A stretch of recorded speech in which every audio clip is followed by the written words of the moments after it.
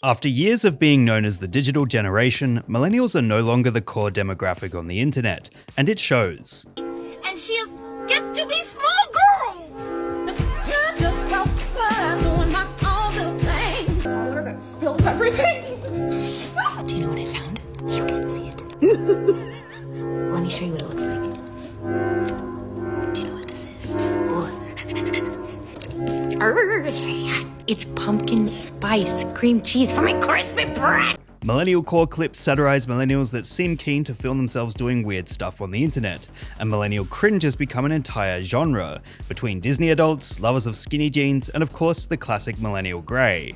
Generally speaking, a millennial can be defined as anyone born between the years of 1981 and 1996. They are also known as Gen Y, but are one of the generations lucky, or perhaps unlucky, enough to garner a catchy name, as they were born before the turn of the millennium. They are also often defined as digital natives, alongside Gen Z and Gen Alpha, with later millennials the first to be born after the existence of the internet, and grow up within its nurturing embrace. In the 2010s, millennials were pretty heavily shat on by mainstream media. They were labelled as lazy, entitled, overly focused on political correctness, yet also were cutting edge with tech and saving the world, whilst scapegoated as the generation to blame for all the world's problems, and simultaneously the ones who would fix them, leading to the phrase "okay boomer" becoming a response to the hate. That is, until Gen Z came along and were unfairly shuffled into the crosshairs of the mainstream media, as the latest target to blame the world's social ills upon. But this long and deep-seated hatred toward millennials has certainly taken root over the years, as the generation once considered cutting edge is now firmly within the realms of being described as cringe. From the weird love surge to the millennial pause and that girl dancing in front of her food, these are things that are being described as millennial core content. It's worth noting that being cringe is something almost every generation does, it's just that many millennials have reached the camp of parenthood and as such have become decidedly uncool. It could be argued the first time millennials were hinted at being the older generation in meme culture occurred circa 2018, with the invention of the "that 30-year-old boomer Wojak" depicting a 30-year-old drinking Monster Energy Ultra, possibly indicating an intent toward a healthier substitute for sugar in their old age, and talking about boomer shooters like Doom being the real games, compared to Fortnite. As a result of this meme, the name of Zoomer was born, depicting Gen Z with a short back and sides haircut that defined the generation at that time, which of course evolved into the broccoli haircut that came later. And what was previously known as millennial humor could also be characterized as a mashup of early Gen Z tropes. Watching older accounts like Super Deluxe or even the Eric Andre Show demonstrates a millennial audience fully embracing a fast-paced absurdist take on meme culture. However, what comes across as cringe in millennial culture is just those who found one joke and stuck with it, and the same thing will inevitably happen to later generations. Considering the deep impact of millennial core and the discourse surrounding the generation, there are 3 topics to this video that deserve their own chapters: millennial fashion, millennial humor, and Disney/Harry Potter adults. So we know what a millennial is, but how do we identify one out in the wild? Well, it's quite easy to do so through their sense of fashion, which is usually a little bit stuck in the 2010s. Let's start with the latest trend to plague millennials, that of the concept of the crew sock. In the early 2000s and 2010s, a higher crew-style sock was considered unfashionable, and ankle socks or no-show socks were all the rage. Fashions, of course, change with time, and crew socks have very much been in for several years at this stage, but a lot of millennials have picked up on this fact and, despite no one actually caring what someone's socks look like, seem to take it personally. It's incredibly easy to find clips made by millennials who have decided that everyone thinks they're really old and lame for continuing to wear ankle socks, when in fact most people really don't give a shit. The same thing has happened with other fashion trends, such as side parts turning to middle parts, then skinny jeans turning to baggy jeans, and now ankle socks turning to crew socks. Then of course there's countless clips demonstrating the French tuck, which again is no longer fashionable. All fashion trends tend to exist as a rebellion as the ones that came before them, as they inevitably become associated with the status quo and older generations. Old people tend to look old simply because they continue to wear the same clothes of their teenage years or early 20s, instead of simply paying attention to what is changing and why and adapting their own styles to it. That being said, millennials pioneered many trends that are worn today, especially through their grunge phases and baggy pants of the late 90s and early 2000s, as fashion is an incredibly cyclical concept, just like memes. And of course, we have to think about the so-called millennial grey, which refers to the minimalist black and white tones commonly associated with those who have outdated taste, but that wasn't the only colour the generation was associated with. After all, a rather bold shade of pink was also described as millennial pink due to its liberal use in that age demographic during the mid-2010s, although it too of course has faded out of fashion. That being said, if you want a true snapshot of late millennial fashion, social media heavily used by millennials, such as MySpace and Facebook, is probably the best indication of the types of fits worn by millennials back in the day, including the huge emo and scene trends that dominated that time. To understand millennials, we need to understand their humor. And to do that, we need to take a look at what millennial humor was like during the early 2000s to 2010s.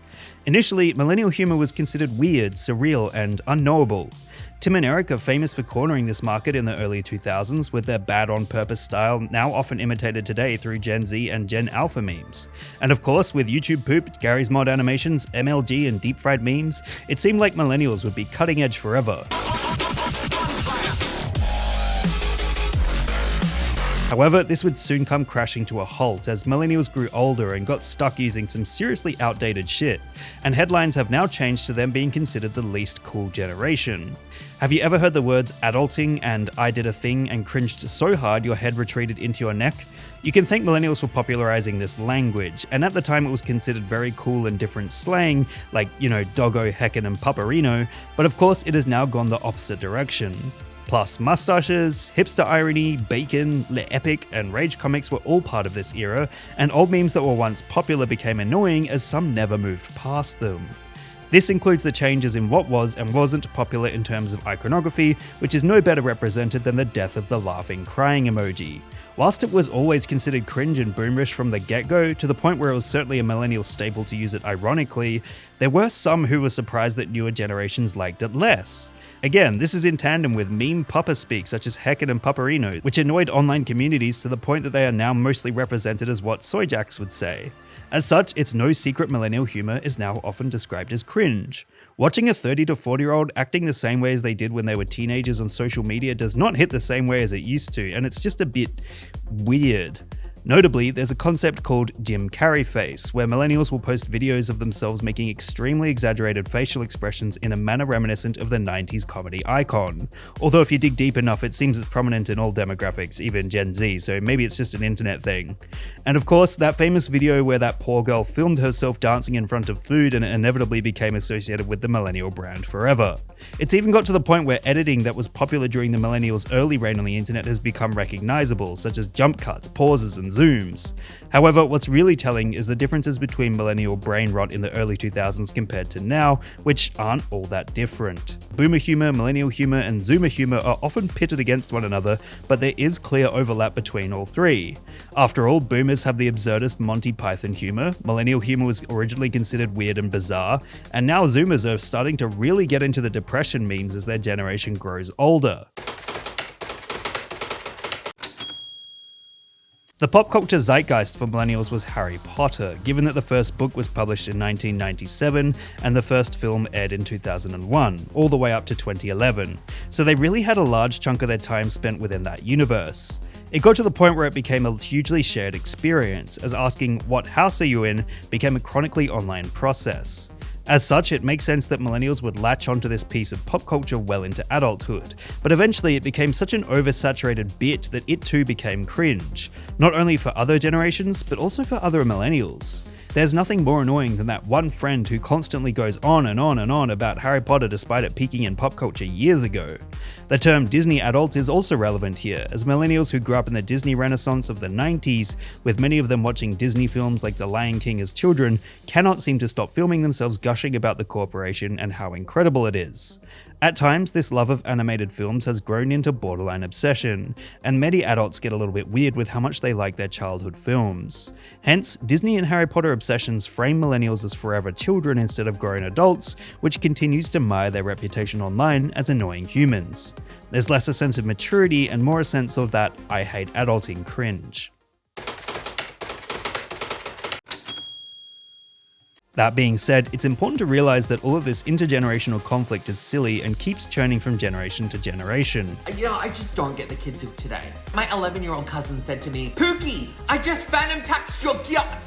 And then I have a negative or I use Sigma. I'm banned from MSN for a week because I literally got skunted for getting hella crunk at that party. Oh my gosh, it's munted. There's always going to be cringe people in each cohort, and they will unfortunately become the hated online scapegoats for the rest of the people of that age. Gen Z has already been spotted hating on Gen Alpha, which is unfortunate as it perpetuates this cycle. And then the fact that millennials hate on Gen Z is also just crazy, as you'd think that after an entire decade of being shat on, millennials would know better than to feel as if they need to attack another generation. But here we are, and they are doing it. It's gotten to the point where some accounts will claim millennials are better because they drank straight from the hose, which is straight up boomer posting. Or then there's the claims that Gen Z is aging like milk, which clearly only applies to a small sample size. At the end of the day, everyone wants to be special or be a part of a particular community that is considered unique. If you don't have a lot else going for you, it's easy to make being boomer, Gen X, millennial, Gen Z, or even Gen Alpha a major part of your personality, because chances are your experiences will be similar to that of others, and it's nice to feel as if you fit in. This is why generational content can feel so tribal, as people argue which childhood was best and why, or which is worst and why. And of course, all of this is encouraged by social media platform algorithms as they see that it induces engagement, boosting numbers way up. You have to understand that the videos uploaded denigrating any generation are not accurate. They are posted with an agenda in mind, and that agenda is provoking viewers by making a certain demographic angry enough to comment a response or share to others so that they too can become outraged. As a result, each generation will eventually become boomerish and cringe in their own ways, and the only way to stop it is to accept the fact that, yeah, one day you will very likely be angry at kids for treading on your metaphorical front lawn, but for the love of God, don't bring out the metaphorical shotgun and blast them for it. What meme would you guys like me to give a lesson in next? Let me know in the comments below. And remember, like and subscribe!